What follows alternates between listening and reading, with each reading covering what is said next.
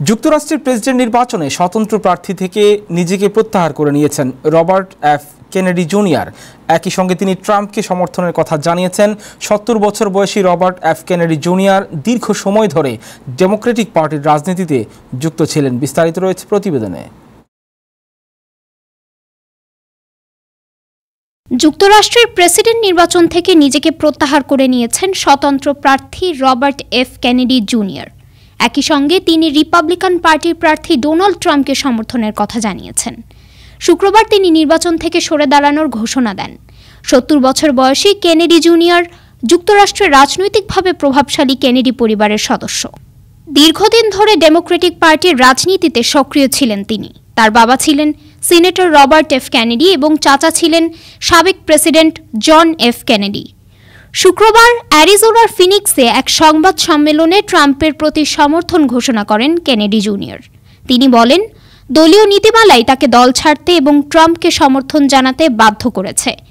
এর কয়েক ঘন্টা পরই অ্যারিজোনায় ট্রাম্পের নির্বাচনী সমাবেশে যোগ দেন কেনেডি জুনিয়র।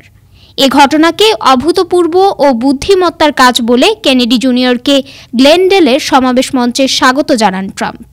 তার সমর্থন লাখ লাখ আমেরিকানকে অনুপ্রাণিত করবে এবং এই দেশে দীর্ঘকাল ধরে উপেক্ষা করা হয়েছে এমন সমস্যাগুলোর সামনে আনবে বলেছেন ট্রাম্প। কেনেডি জুনিয়রকে স্বাগত জানানোর আগে ট্রাম্প প্রতিশ্রুতি দিয়েছিলেন ১৯৬৩ সালের তৎকালীন প্রেসিডেন্ট কেনেডি হত্যাকাণ্ডের সঙ্গে সম্পর্কিত সব নথি প্রকাশ করবেন।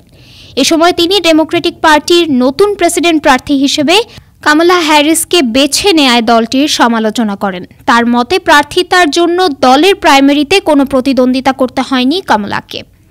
এর নিন্দা জানান এফ কেনেডি জুনিয়র। ডেমোক্রেটিক দলের প্রতি নানা অসন্তোষের কথাও প্রকাশ করেন তিনি।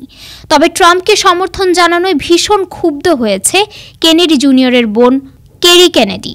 সামাজিক যোগাযোগ মাধ্যম এক্সে দেওয়া পোস্টে তিনি লিখেছেন, ট্রাম্পের প্রতি কেনেডি জুনিয়র সমর্থন তাদের বাবা ও পরিবারের আদর্শের প্রতি বিশ্বাসঘাতকতা।